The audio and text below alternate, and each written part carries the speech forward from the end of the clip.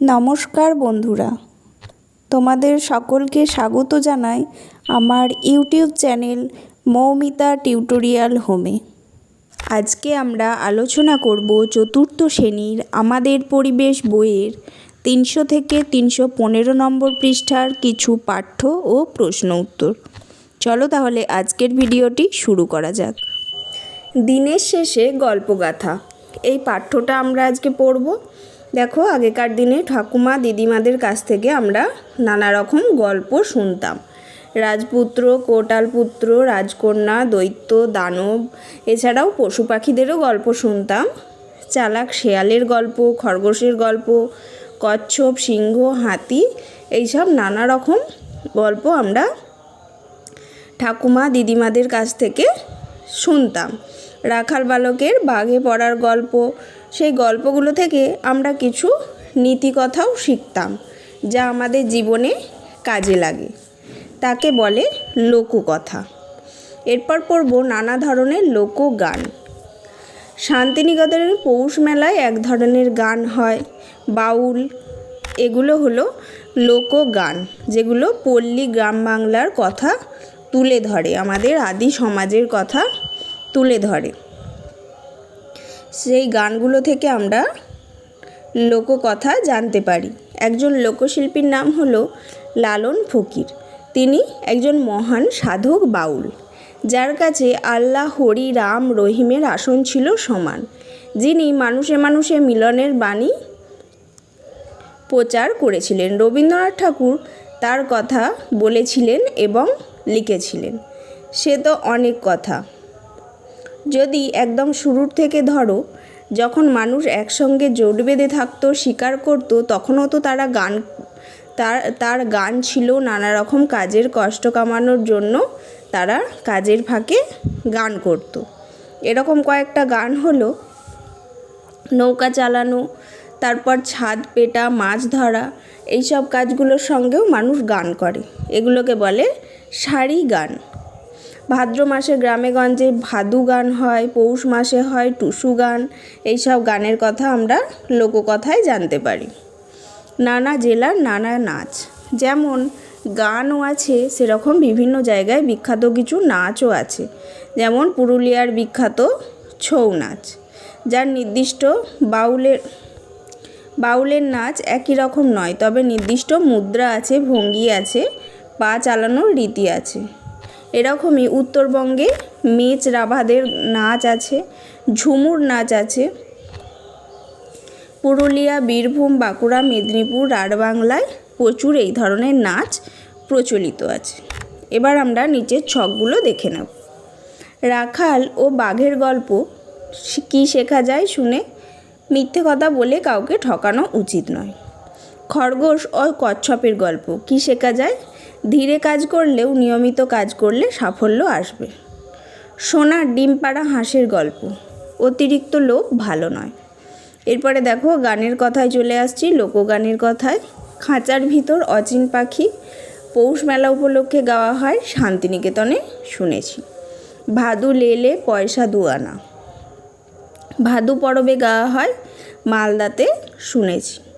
মিলন হবে কত দিনে বাউল উৎসবে, শান্তিনিকেতনে। আমার শ্যামরায় দোলেরে ঝুলনে মায়াপুরে, চল মিনি অসম যাব গ্রামীণ মেলায় মেদিনীপুরে। এরপরে উৎসবে কোন কোন উৎসবে কি নাচ লোকনৃত্য দেখা যায়? শিবের গাজনে ছৌ নাচ, করম পরবে ঝুমুর নাচ, শ্রাবণী মেলায় বাউল নাচ, সাঁওতাল মেলায় টুসু নাচ। এবার এই চ্যাপ্টার থেকে কিছু অতিরিক্ত প্রশ্ন উত্তর দেখে নেব। লোককথা কি?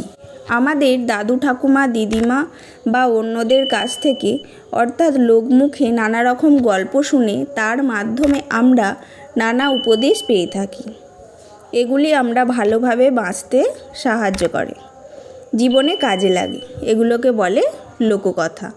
লোককথার গল্পগুলির বিষয়বস্তু কী থাকে? লোককথার গল্পগুলিতে রাজপুত্র, রাজকন্যা, দৈত্য, দানবের গল্প থাকে। এছাড়া পশু পাখির গল্প থাকে, শেয়াল, খরগোশ, কচ্ছপের গল্প, হাতির গল্প।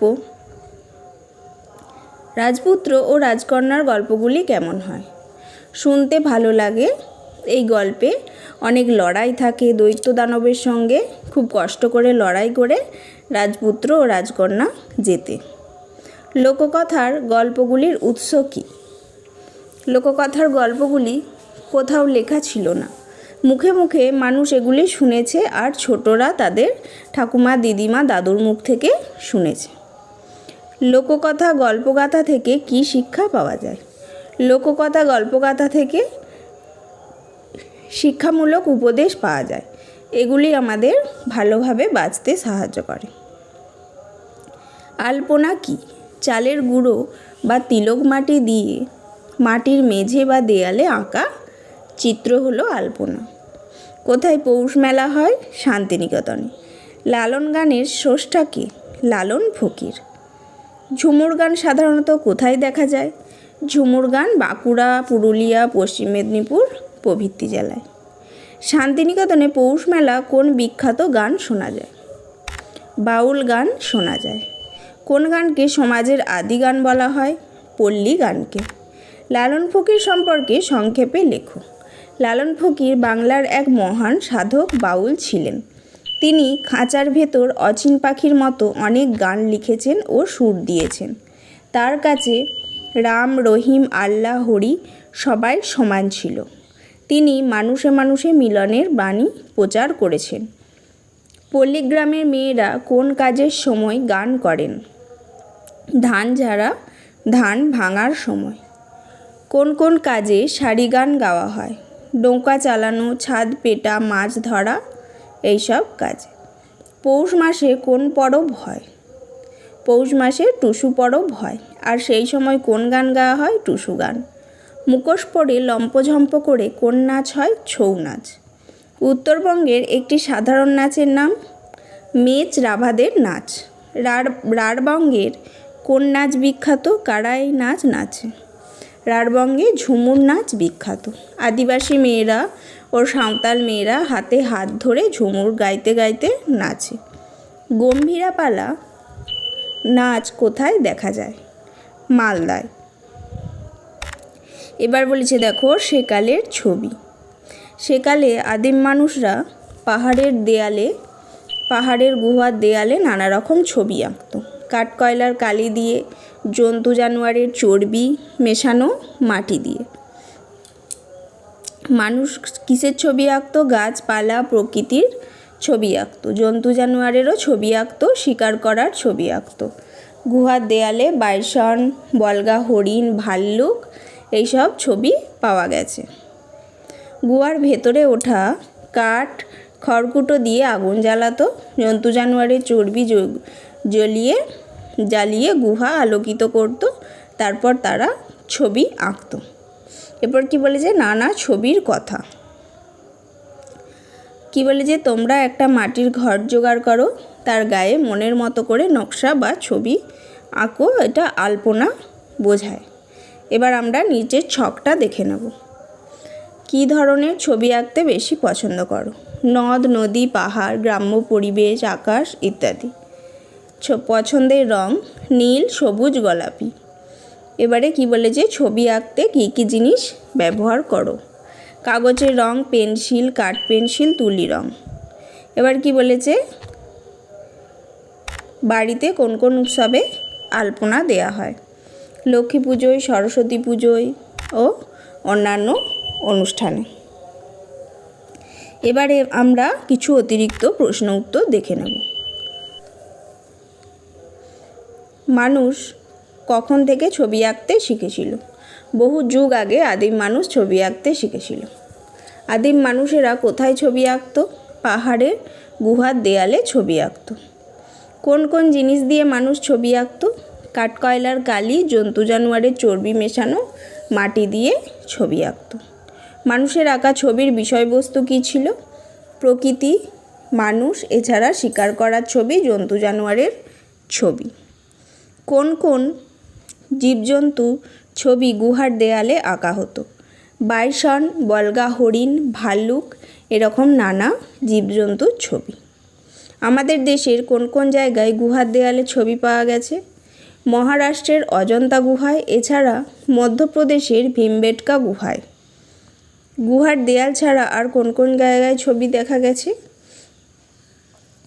উট পাখির ডিমের খোলাতে আঁকিবুকির কাজ পাওয়া গেছে। ছবি আঁকার জন্য অন্ধকার গুহাকে কিভাবে আলোকিত করত? আদিম মানুষ কাঠ খড়কুটো দিয়ে আগুন জ্বালাতো, পরে জন্তু জানোয়ারের চর্বি জ্বালিয়ে গুহা আলোকিত করত। অজন্তা গুহার দেয়ালে কোন ধরনের ছবি আঁকা হয়েছে? অজন্তা গুহার দেয়ালের ছবিগুলোতে সাধারণত মানুষের রোজকার জীবনে নানা ছবি আঁকা হয়েছে। মাটির পাত্র বানাতে শিখে মানুষ কী করলো? মাটির পাত্র বানাতে শেখার পরে সেগুলি ঘষে পালিশ করে চকচকে করতে শিখল। তারপর সেগুলির গায়ে নানান নকশা, আলপনা ও কারুকার্য ফুটিয়ে তুলল। মাটির বাড়ির দেয়ালে কখন কিভাবে আলপনা দেওয়া হয়? মাটির বাড়ির দেয়ালে বিভিন্ন উৎসব অনুষ্ঠানে নানা রং খড়িমাটি দিয়ে আলপনা বা নকশা করে সাজানো হয়। আজকের ভিডিওটি এখানেই শেষ হলো। যদি ভিডিওটি ভালো লেগে থাকে অবশ্যই চ্যানেলটিকে সাবস্ক্রাইব করুন এবং এই ধরনের আরও ভিডিও পেতে কমেন্ট করুন।